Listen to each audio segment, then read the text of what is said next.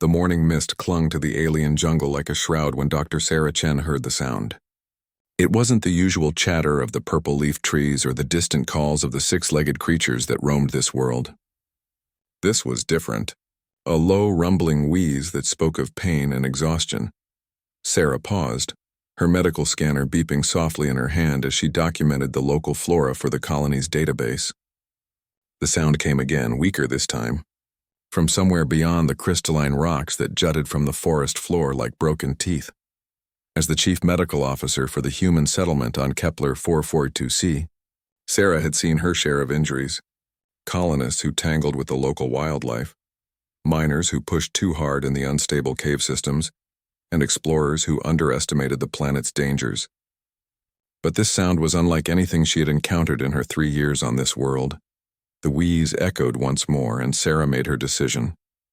She adjusted her pack, checked that her emergency medical kit was secure, and carefully picked her way through the alien undergrowth toward the source of the sound. The smell hit her first, copper and ozone, mixed with something that reminded her of burning metal. Then she saw it, and her breath caught in her throat. Collapsed against a massive boulder was a creature from humanity's worst nightmares. It stretched nearly 30 feet from snout to tail, its body covered in scales that shifted from deep purple to midnight black in the filtered sunlight. 4 powerful legs ended in claws the size of dinner plates, while massive wings lay crumpled and torn against its flanks. The head was distinctly draconic, with intelligent eyes the color of molten gold and a mouth filled with teeth that could easily crush a human skull. This was a Nethrix, one of the apex predators that the colonists had been warned about since their arrival. The creatures were said to be impossibly fast, ruthlessly intelligent, and utterly without mercy. 3 separate expedition teams had gone missing in the past year, with only scattered equipment and strange burn marks left behind as evidence of their fate, and now one lay dying before her. Sarah's first instinct was to run. Every survival protocol screamed at her to back away slowly and alert the colony's security forces. These creatures were dangerous beyond measure, and even a wounded one could probably kill her without effort. But as she watched, the great head lifted slightly, and those golden eyes fixed on her. There was no aggression there, no predatory calculation, only exhaustion, pain, and something that looked remarkably like resignation. The creature had given up. It was waiting to die. Sarah had taken an oath when she became a doctor. Do no harm. Preserve life wherever possible. She had never expected that oath to be tested by something like this. But as she looked into those ancient, intelligent eyes, she knew she couldn't walk away, moving slowly. Keeping her hands visible, Sarah approached the wounded Nethrix. The creature watched her with what seemed like mild curiosity, its breathing shallow and labored. Up close, she could see the extent of its injuries. Deep gashes ran along its flanks, too precise to be from an animal attack. These were weapon wounds. Someone or something had hunted this apex predator. Easy there, Sarah whispered, though she had no idea if the creature could understand her words. I'm not going to hurt you. The Nethrix's response surprised her. A low musical trill emerged from its throat, almost like a purr. When she took another step closer, it didn't move to attack. Instead, it simply watched her with those impossibly intelligent eyes. Sarah activated her medical scanner, holding it carefully as she examined the creature from a safe distance. The readings were unlike anything in her database, but the basic life signs were clear enough. Severe blood loss, multiple organ damage, and what appeared to be some kind of energy poisoning coursing through its system. Without treatment, the creature would be dead within hours. Sarah knelt down several feet away from the great head, setting her medical kit on the ground between them. I don't know if you can understand me, she said quietly, but I'm a doctor. I help people, and maybe I can help you too. The Nethrix regarded her for a long moment, then did something that nearly made Sarah fall backward in shock. It slowly, carefully, pushed itself away from the boulder and lowered its massive head to the ground in front of her. The gesture was unmistakable. Submission, trust, or perhaps simply acceptance that this small alien creature meant no harm. Sarah's hands shook as she opened her medical kit. She had no idea if human medicine would work on alien physiology, but she had to try. The wounds needed to be cleaned and sealed, and whatever was causing the energy readings in her scanner had to be addressed. As she prepared her equipment, the Nethrix made that musical trill again, softer this time. When Sarah looked up, she found the creature still watching her. But now there was something new in those golden eyes. Hope, perhaps, or maybe just curiosity about what this strange little being intended to do. "All right," Sarah whispered, more to steady her own nerves than to communicate with the creature. "Let's see what we can do about those wounds." She reached into her kit and pulled out a regenerative gel compound, one of humanity's greatest medical advances. It was designed to work with most carbon-based life forms, promoting rapid healing while fighting infection. If she was right about the Nethrix's basic biology, it might just work. The creature remained perfectly still as Sarah approached its nearest wound, a deep gash along its front leg that was slowly seeping a fluid that resembled blood, but glowed faintly blue in the dim light. When she gently applied the gel, the Nethrix's eyes widened and it made a sound like a surprised rumble. Within seconds, the bleeding slowed, and the edges of the wound began to pull together. The gel was working. For the first time since discovering the wounded predator, Sarah allowed herself a small smile. This was just the beginning, but it was a start. She had no idea what she was getting herself into, or what the consequences might be. But she knew one thing for certain. She wasn't going to let this magnificent creature die alone in the alien forest. The real work was just beginning. The regenerative gel worked better than Sarah had dared hope. Within 20 minutes, the wound on the Nethrix's leg had sealed completely, leaving only a faint silver line where the gash had been. The creature seemed as amazed as she was, lifting its leg to examine the healed flesh with what could only be described as wonder. But the smaller wounds were just the beginning. Sarah's scanner showed internal damage that would require more complex treatment, and the strange energy readings were growing stronger. Whatever was poisoning the creature's system was spreading. "I need to get you something for the pain," Sarah murmured, rifling through her medical supplies. The Nethrix had remained remarkably still during the initial treatment, but she could see the strain in those golden eyes. "And I need to figure out what's causing those energy readings." She prepared a mild analgesic, one designed to work across species barriers. As she approached with the injector, the creature's eyes tracked her movement, but it didn't flinch away. Instead, it extended its wounded leg toward her as if understanding her intent. The injection went smoothly, and within minutes, the tension in the creature's massive frame began to ease. Sarah watched in fascination as the Nethrix's breathing became deeper and more regular. It was clearly an intelligent being capable of recognizing help when it was offered. "That's better, isn't it?" Sarah said, settling into a cross-legged position a safe distance from the creature's head. "Now let me see what we can do about the bigger problems." She activated her scanner's deep tissue mode, running it slowly along the Nethrix's torso.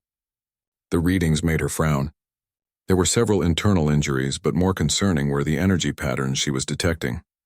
It looked almost like some kind of technological implant was malfunctioning, sending harmful discharges throughout the creature's nervous system. The Nethrix made that musical trill again, then did something unexpected.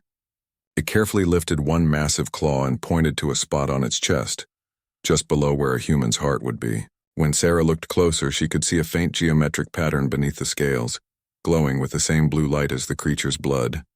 "An implant," Sarah breathed. "Someone put something inside you." The creature's response confirmed her suspicions. It made a series of complex sounds, almost like a language, while its claws traced shapes in the dirt. Sarah couldn't understand the words, but the meaning was clear. The device was artificial, it was causing pain, and it was killing the Nethrix slowly. Sarah studied the implant's location on her scanner. It was deep, positioned near what appeared to be the creature's primary circulatory organ. Removing it would require precision surgery, and she had no idea how Nethrix anatomy compared to anything in her medical database. But as she watched the energy readings spike again, causing the creature to shudder in obvious agony, Sarah knew she had to try. "I can't do surgery here," she said, more to herself than to the Nethrix. "I need proper equipment, a sterile environment." She looked up at the creature's intelligent eyes. "Can you move?" "My medical bay is about 5 kilometers from here." The Nethrix listened to her words, head tilted in an almost canine gesture of attention. Then, to Sarah's amazement, it began to struggle to its feet. The creature was massive and clearly weakened, but it managed to rise on shaking legs. Sarah's communicator crackled to life. "Dr. Chen, this is Colony Base. Please report your status. You're overdue for check-in." Sarah looked at the Nethrix, then at her communicator. If she called for help, security would respond. They would see the creature as a threat, regardless of its condition. The standing orders were clear. Nethrix were to be avoided at all costs, and if contact was unavoidable, they were to be neutralized immediately. "Colony base? This is Dr. Chen," she replied carefully. "I'm tracking an unusual medical situation in the forest. I may be delayed returning to base." "Understood, Doctor. Do you require assistance?" Sarah met the Nethrix's golden gaze. The creature seemed to understand the conversation, and there was something almost pleading in its expression. "Negative. Colony base, I'll report in when I return." The communicator went silent, and Sarah tucked it back into her belt. She had just committed herself to a course of action that could cost her everything. But looking at the suffering creature before her, she knew it was the right choice. "Come on," she said, shouldering her pack. "Let's get you somewhere I can actually help." The journey to her medical outpost took almost 3 hours. The Nethrix moved slowly, clearly in pain despite the analgesic, but it followed her with surprising trust. Several times when the creature stumbled, Sarah found herself providing what support she could, her small frame dwarfed by the massive predator. During the walk, Sarah found herself talking to the creature, explaining what she was planning to do.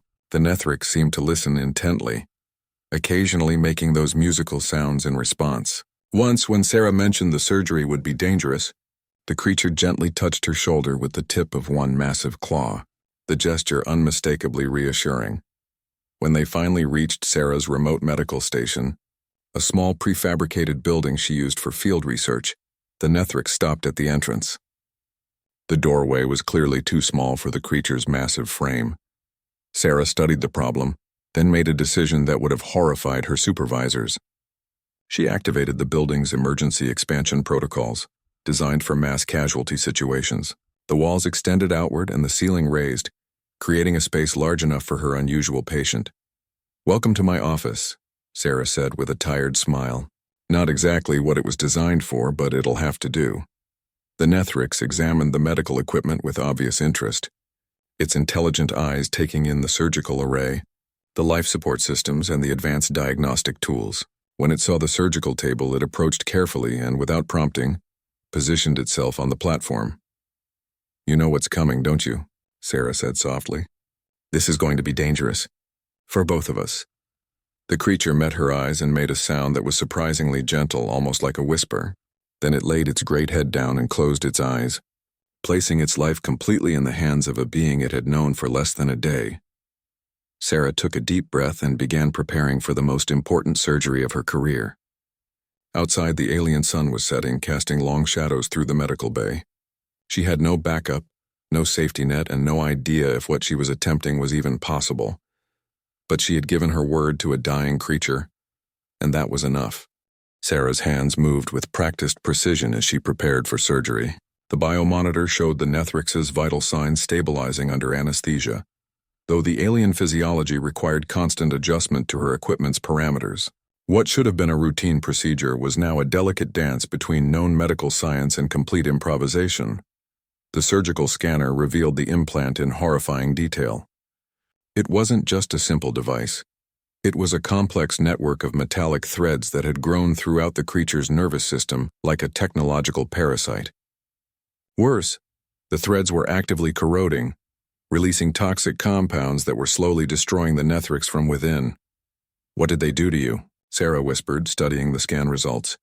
The implant's design was sophisticated, clearly the work of an advanced civilization, but its purpose seemed purely malicious. This wasn't medical technology or even a tracking device. It was designed to cause prolonged suffering before eventual death. Sarah began the incision, using a plasma scalpel to carefully cut through the creature's scaled hide. The Nethrix's skin was remarkably tough, requiring multiple passes to penetrate, but the underlying tissue was surprisingly similar to terrestrial anatomy. The major difference was a secondary circulatory system that carried the glowing blue fluid she had observed earlier. As she worked deeper, exposing the implant's central core, Sarah's equipment detected an incoming transmission. The device was actively communicating with something, sending out regular signals. Someone was monitoring the Nethrix's condition remotely. "You're not just lost, are you?" Sarah realized aloud. "Someone is hunting you." The implant pulsed brighter as she approached it, and her instruments detected a sudden spike in harmful energy output. The device was reacting to her surgical intrusion, accelerating its destructive process. Sarah had minutes, maybe less, before the poisoning reached critical levels. She reached for her most precise surgical tools, micromanipulators designed for neural work. The metallic threads were woven through major nerve clusters, and removing them would require disconnecting and reconnecting neural pathways without causing permanent damage. The first thread came free with careful manipulation, and immediately the biomonitor showed improvement in several vital signs. But as Sarah worked on the second thread, her proximity alarms activated. Something was approaching the medical station. Through the expanded wall's transparent sections, Sarah saw lights moving through the forest. Aircraft flying in a search pattern. The implant's signals had been tracked. No, no, no, Sarah muttered, continuing her work even as the lights grew brighter. Not now. The approaching craft were unlike anything in the human colony's fleet. Sleek, predatory vessels that moved with unnatural silence through the night sky. Their search beams swept across the landscape in methodical patterns, growing closer with each pass. Sarah's hands never stopped moving. She had removed 6 of the metallic threads, but dozens remained. The Nethrix's condition was improving, but slowly. Too slowly. The first vessel settled outside the medical station with a soft whir of anti-grav systems. Sarah heard footsteps approaching, too many legs moving with mechanical precision. Through her equipment, she caught glimpses of tall, angular figures in advanced armor. They carried weapons that hummed with energy, clearly designed for hunting large prey. They were the ones who had done this to the Nethrix. The station's external sensors detected scanning beams probing the expanded structure. Sarah realized with growing dread that they would detect the Nethrix within seconds. These hunters had been following their victim, waiting for it to die so they could collect some kind of trophy. That's when Sarah made a decision that would define the rest of her life. She activated the medical station's quarantine protocols, sealing all entrances and engaging the emergency shields. The station was designed to contain dangerous biological specimens, and its defenses were formidable. But they wouldn't hold forever against military-grade weapons. I don't know if you can hear me, Sarah said to the unconscious Nethrix, but we're about to have company, the kind that wants you dead. She continued working, removing thread after thread while the hunters circled the station. Their scanning equipment painted warning lights across her monitors, but Sarah forced herself to focus on the surgery. Each removed thread brought visible improvement to the creature's condition.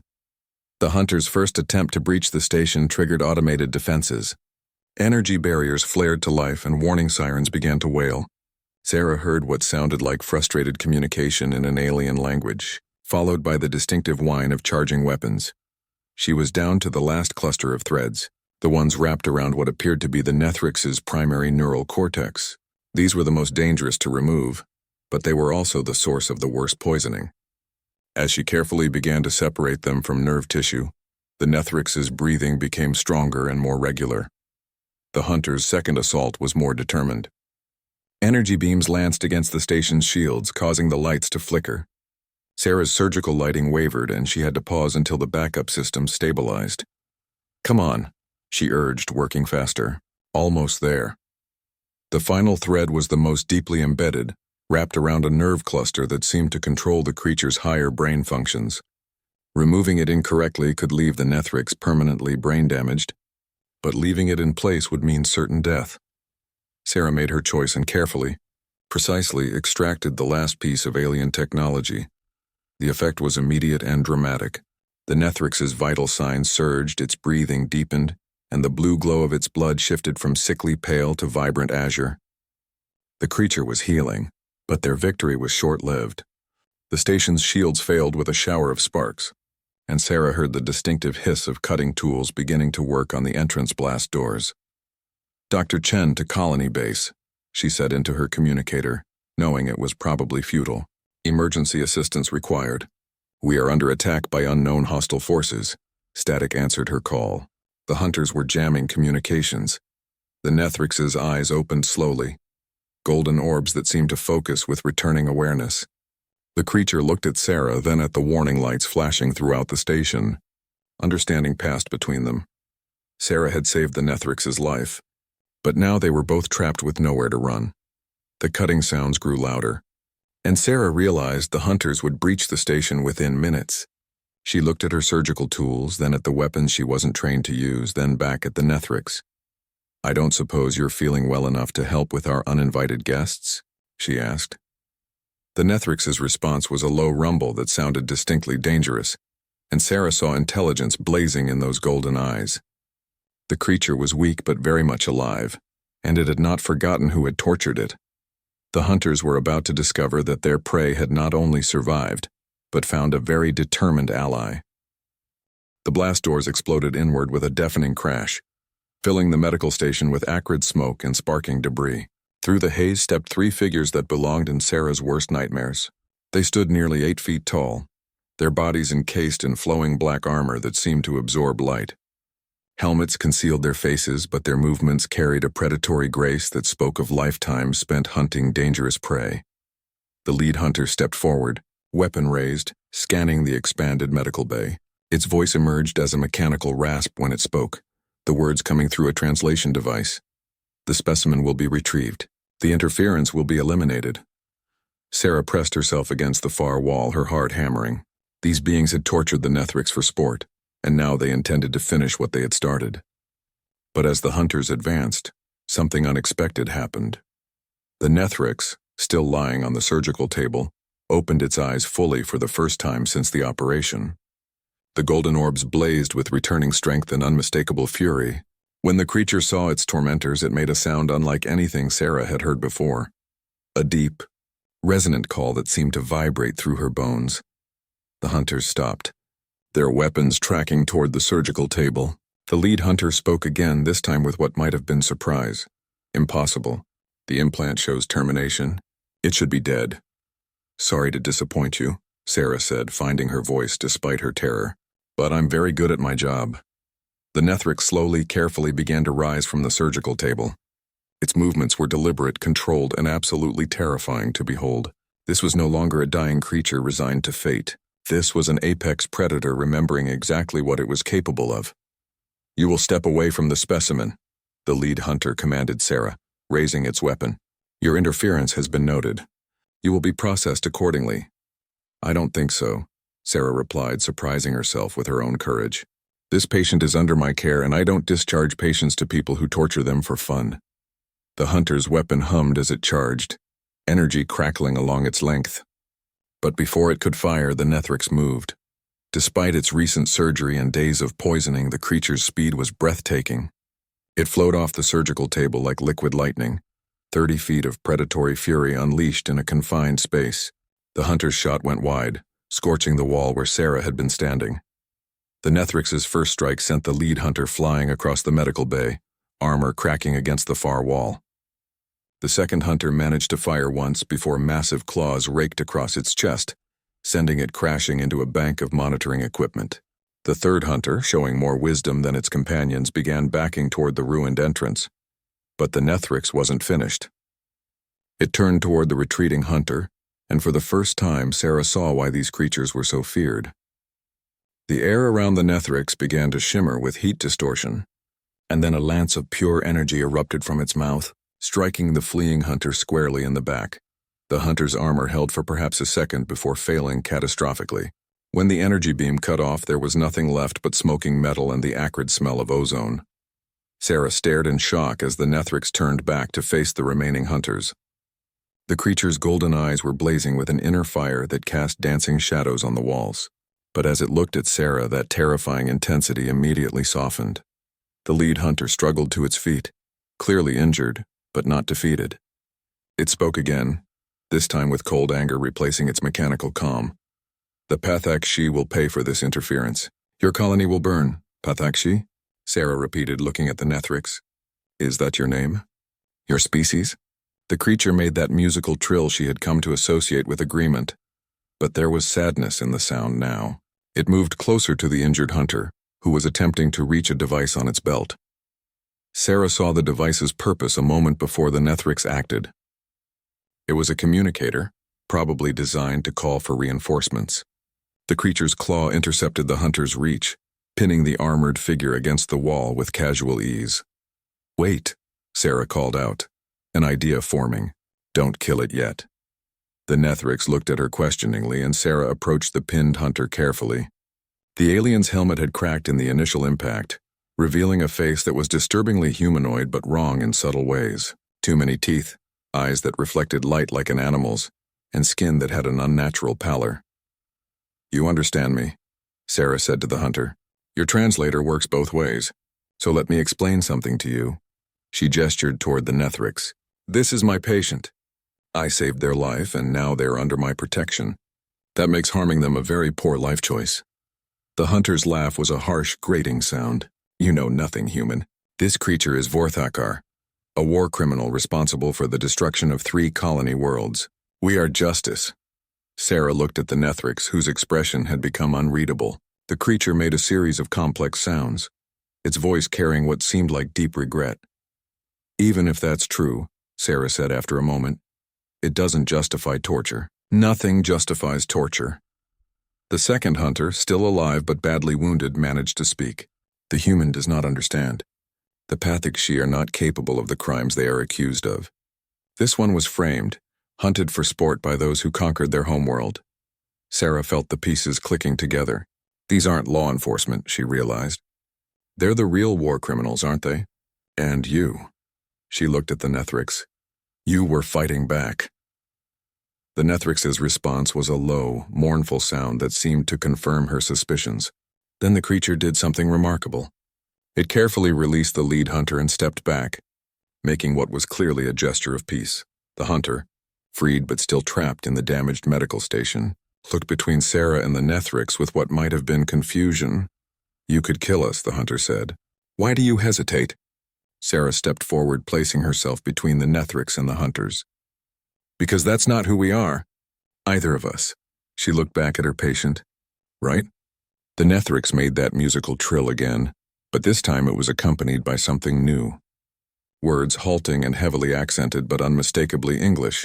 "Correct? Doctor?" "Sarah."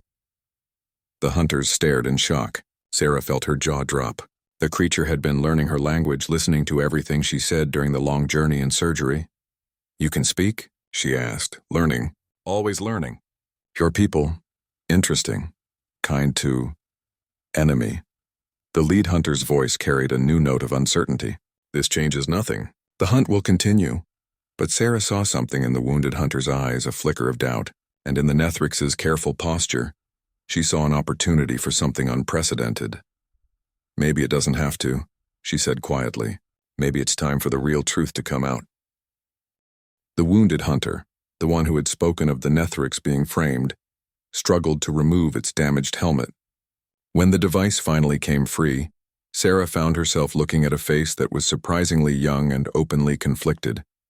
Unlike the lead hunter's predatory features, this one's expression held something almost human.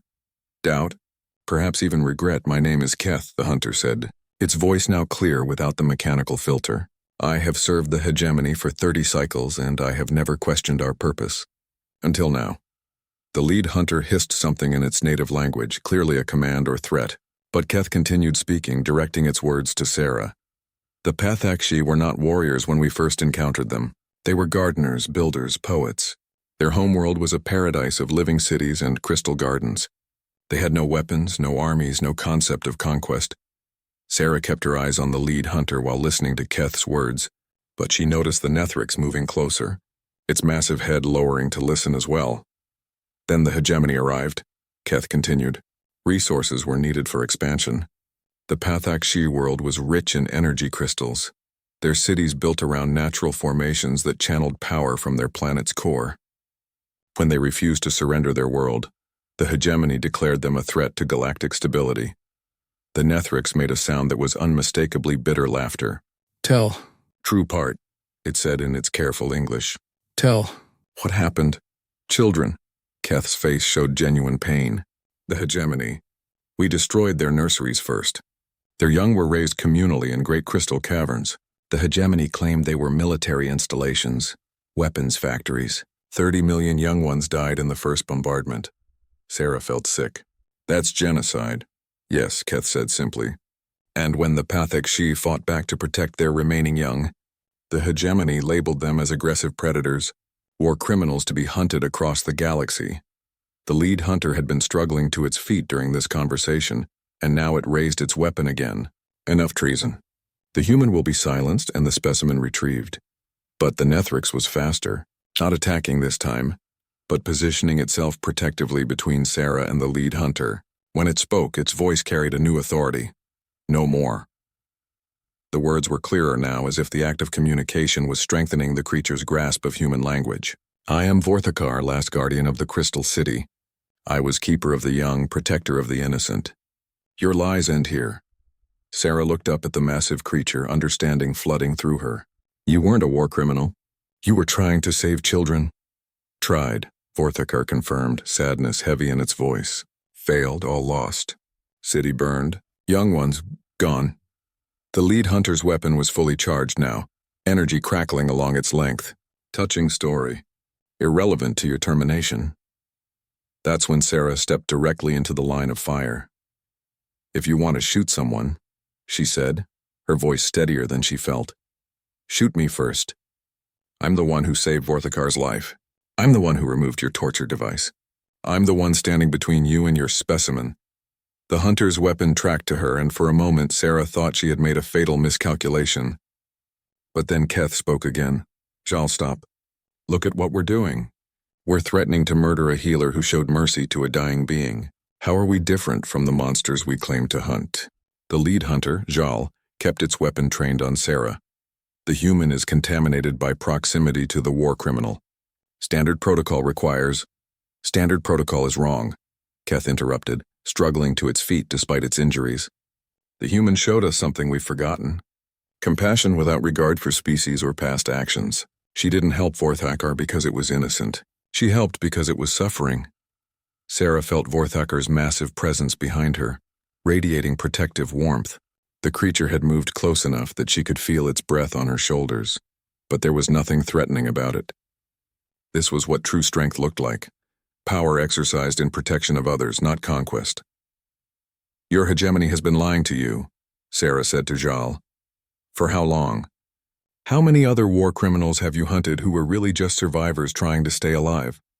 For the first time, she saw uncertainty in the lead hunter's alien eyes. Jal's weapon wavered slightly. Vorthakar spoke again, its voice growing stronger with each word. Show her. Keth reached into its armor and withdrew a small crystalline device. As soon as it activated, the air above it shimmered and resolved into a holographic display. Sarah found herself looking at what could only be described as paradise.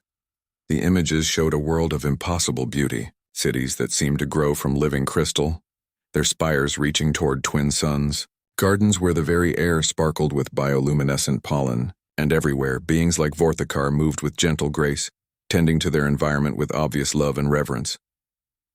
This was Pathak Shira, Keth said quietly. The Guardian world. See how they lived. The hologram shifted, showing scenes of daily life. Pathakshi working together to grow crystal formations that served as both art and technology. Young ones playing in pools of liquid light, their scales shimmering with joy. Elders sharing stories while star-bright fragments danced around them like fireflies. They were never warriors, Keth continued. Even when we arrived with our warships, they tried to welcome us. They offered to share their knowledge, their resources, their world. All they asked was that we respect their sacred sites, the nurseries where their young developed. The hologram changed again, and Sarah gasped. Now it showed the same crystal cities burning, their beautiful spires cracking and falling. Hegemony warships rained destruction from orbit while desperate Pathakshi tried to shield their young with their own bodies. And this, Keth said, pain evident in its voice, was what we did to paradise. Vorthakar made a sound that was unmistakably weeping, seeing its own world's destruction again, watching its people die in crystal fire. The ancient guardian grieved openly. Sarah reached up and gently touched one of Vorthakar's massive claws. I'm sorry, she whispered. I'm so sorry this happened to your people. The hologram faded, leaving them in the damaged medical station's flickering light. Jal's weapon had slowly lowered during the display, and now the lead hunter stood in stunned silence. 30 cycles, Jal said finally. 30 cycles of hunting survivors, of believing we served justice. The hunter's voice broke. What have we done? You can't change the past, Sarah said gently. But you can choose what happens next. Vorthakar straightened to its full imposing height. When it spoke, its words carried the weight of ancient authority and infinite sadness. I am last, it said simply. Last guardian. Last keeper. Last of the HFY. When I die, our songs die. Our stories die. Everything dies. Sarah looked between the three alien beings, predator, prey, and witness to genocide. An idea was forming, fragile but potentially powerful. Maybe not everything has to die, she said. Maybe it's time for a different kind of story to begin. Sarah's communicator crackled to life with sudden urgency. Dr. Chen, this is Colony Commander Morrison. We're detecting weapons fire at your location. Respond immediately. Sarah looked at the destroyed medical station, then at the unlikely group gathered within its ruins. Vorthakar stood protectively near her, while Keth tended to its wounds and Jal stared at the deactivated hologram, with something approaching shell shock. Colony base. This is Dr. Chen. Situation is complex. I need to speak with Commander Morrison directly. Doctor, we have security teams en route to your position. Are you under duress? Sarah met Vorthakar's golden eyes, seeing both hope and resignation there. The creature understood that human military forces were coming, and that history suggested they would not be sympathetic to alien presence. Negative on duress. Colony base. But I need those security teams to hold position. I repeat, hold position. We have a delicate first contact situation here. The silence from her communicator stretched long enough that Sarah began to worry the connection had been lost. When Morrison's voice finally came through, it was tight with concern. Dr. Chen, are you saying you're in contact with intelligent alien life? Yes, sir. And it's not what any of us expected. Keth looked up from treating its injuries. Your colony leaders will not believe the truth about the HFY. The hegemony's propaganda has spread too far. Maybe, Sarah said, but humans have a saying. The truth has a way of coming out. She activated her medical recorder, which had been documenting everything that happened in the station, and we have evidence. Vorthakar moved closer to the communication device. When it spoke, its English was becoming more fluent by the hour. Your people. They are young species, yes? New to stars?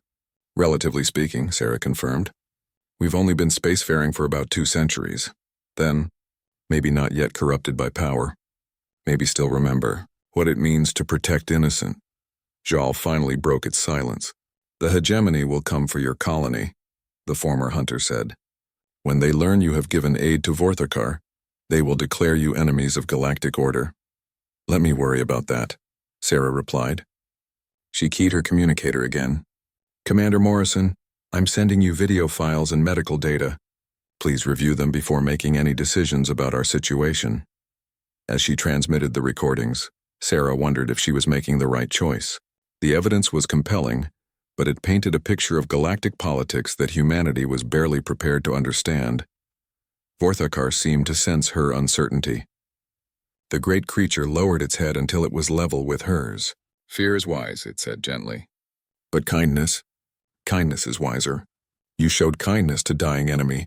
Now maybe hope is possible. Minutes passed as they waited for Morrison's response. During that time, Keth worked to repair some of the medical station systems, while Jal stood guard at the ruined entrance. The former hunter captain seemed lost, its entire worldview shattered by recent revelations. Finally, Morrison's voice returned, and Sarah was surprised to hear wonder rather than suspicion in his tone. Dr. Chen, what I'm seeing in these files, if this is authentic, it changes everything we thought we knew about the galaxy. It's authentic, sir. And there's more. The being I'm treating isn't just a survivor. It's a repository of knowledge about a destroyed civilization. Art, science, culture, all of it stored in its memory. Vorthakar made that musical trill of agreement. Guardians are, how you say, living libraries. We remember so that others may learn. Sarah's excitement grew as she realized the implications. Commander, we're not just talking about first contact. We're talking about recovering the complete cultural heritage of an extinct species. The scientific and historical value is immeasurable. And the political implications, Morrison said grimly. If these hegemony forces really did commit genocide, then humanity has a choice to make, Sarah finished. Do we stand with the truth, or do we stay silent to avoid making enemies? There was another long pause before Morrison responded. Dr. Chen, I'm authorizing expanded medical protocols for your situation. Consider your patient under official colonial protection, but we need to move fast. Long-range sensors are picking up incoming ships. Keth looked up sharply. Hegemony pursuit squadrons. They tracked our emergency beacons. Zhal's head snapped toward the entrance. How long? 6 hours, maybe 7, Keth replied. Standard practice is to arrive in overwhelming force when hunters are overdue.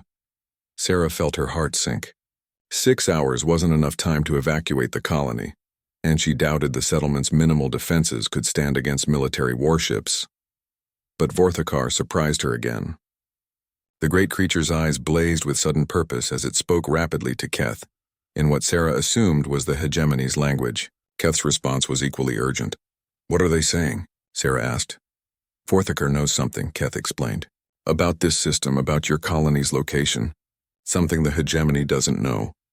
The Guardian turned to Sarah, and she saw something she hadn't expected in those ancient eyes, hope tinged with desperate determination. Your star, Vorthakar said carefully. Very old, very stable, but beneath surface. Powerful magnetic storms, natural phenomenon that disrupts technology. Sarah's mind raced. Solar flares? But our equipment is shielded, not flares. Deeper currents. Pathaksha science knew how to wake them. Temporarily. Vorthakar gestured toward the crystal formations visible through the station's transparent walls. Your world has resonance crystals. Natural formations. With right frequency, you can create an electromagnetic pulse, Sarah breathed.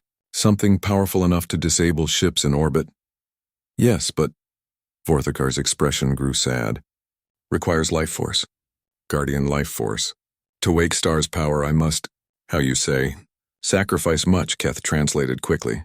The Guardian would have to channel its own bioelectric energy through the planet's crystal network. The process could kill it.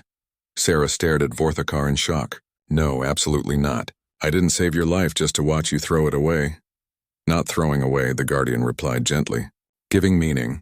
My people died protecting young ones. I live to protect new friends.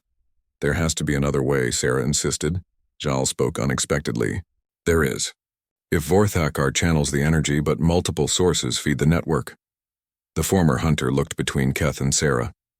Hegemony technology is biometrically linked.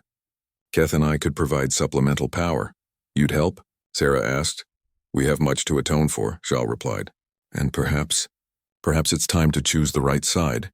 Sarah's communicator activated again. Dr. Chen, we've completed analysis of your data. The Colonial Council has voted. Humanity stands with the truth, whatever the cost. How can we help? Sarah looked around at the unlikely alliance forming in her destroyed medical station. A human doctor, the last guardian of a dead world. And 2 reformed hunters who had seen too much injustice. Commander, she said, I think we're about to find out what happens when David meets Goliath. And David has friends. Outside, the alien night sky began to brighten with the first hints of dawn. Somewhere among those stars, warships were approaching with genocidal intent. But on the planet's surface, hope was stirring, and Sarah had learned that sometimes hope was the most powerful weapon of all. The Hegemony fleet arrived precisely on schedule, their massive warships dropping out of hyperspace in perfect formation above the human colony. 12 vessels in total, each one capable of reducing a planet's surface to molten slag. From the colony's primitive observation posts, they looked like metallic angels of death silhouetted against the stars. Sarah stood in the center of the planet's largest crystal formation, a natural amphitheater where massive geometric structures rose from the ground like frozen music. Vorthakar lay at the formation's heart, its massive form positioned where the crystal networks converged. Keth and Zhal flanked the Guardian, their hands placed on smaller resonance points. Remember, Sarah said into her communicator, no matter what happens up there, no one fires first. We're not warriors. We're proving a point. Commander Morrison's voice crackled back. Understood, Doctor. All defensive systems are powered down. We're broadcasting the evidence files on all frequencies. Above them, the Hegemony fleet began its descent toward the planet's surface. Sarah could see the lead ship, a massive dreadnought that dwarfed anything in humanity's space force. They're demanding surrender, Morrison reported, claiming we're harboring a war criminal and must face justice. Sarah looked at Vorthakar, whose golden eyes were already beginning to glow with gathering energy. "Are you ready?" "Ready," the Guardian replied. "But Sarah, if this fails, if we cannot disable their ships, you must promise me something." "What?" "Tell the galaxy who the Pathakshi really were. Tell them we were gardeners, not warriors. Teachers, not conquerors." "I will," Sarah promised. "But you're going to tell them yourself. We're all going home from this." Vorthakar's smile was achingly sad. "Home is gone, dear friend. But perhaps new home can be built from truth."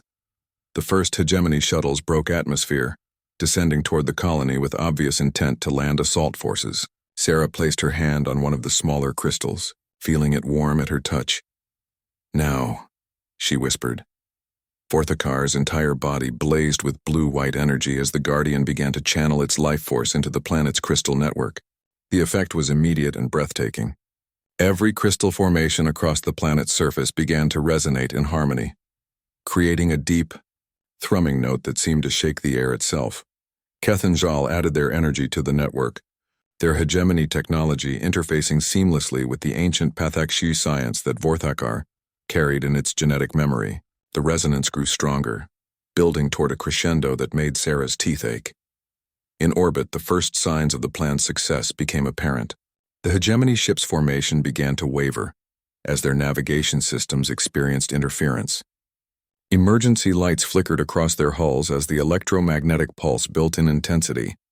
But the fleet adapted quickly. The lead dreadnought fired a single warning shot toward the colony, a lance of energy that carved a smoking crater in the landscape several kilometers away. "They're not backing down," Morrison reported. "The lead ship is demanding that all aliens surrender immediately." That's when Sarah made a decision that would echo through galactic history. "Patch me through to them," she said. "All frequencies, maximum broadcast power. Doctor, trust me." Moments later, Sarah's voice carried across space to every ship in the hegemony fleet, and beyond that, to every inhabited world within communication range. "This is Dr. Sarah Chen of the human colony on Kepler 442c. I am speaking to the hegemony fleet currently threatening our world, and to anyone else who can hear this transmission.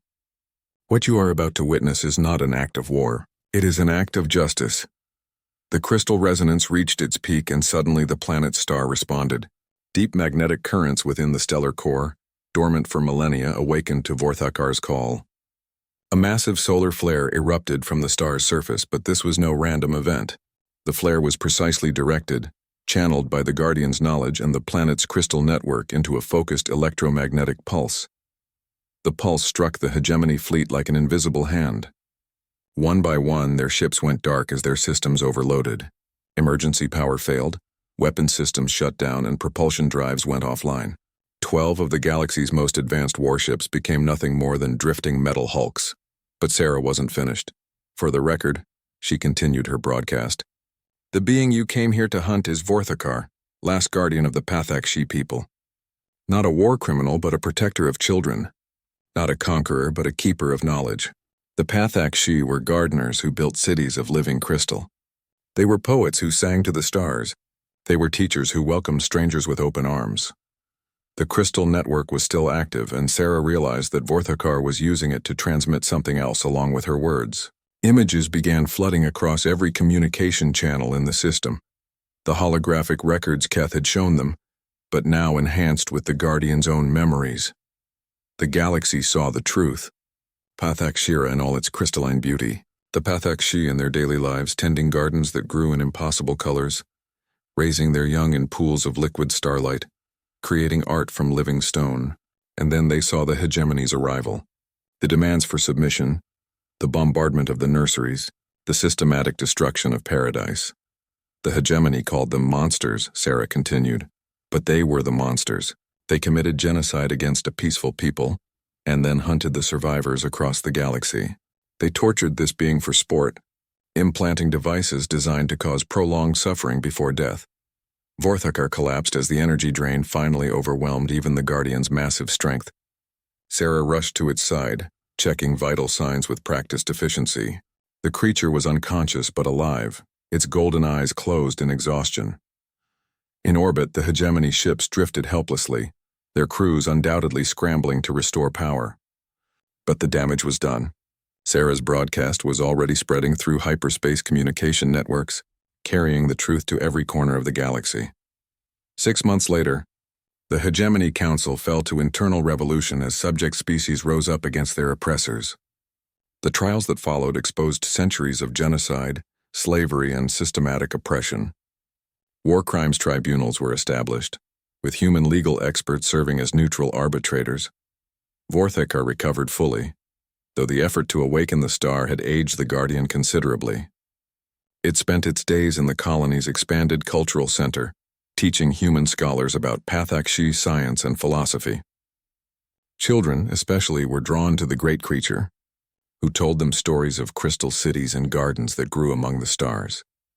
Keth and Jal became the first members of what would eventually become the Hegemony Reconciliation Corps, former hunters who dedicated their lives to finding and protecting the survivors of their people's crimes.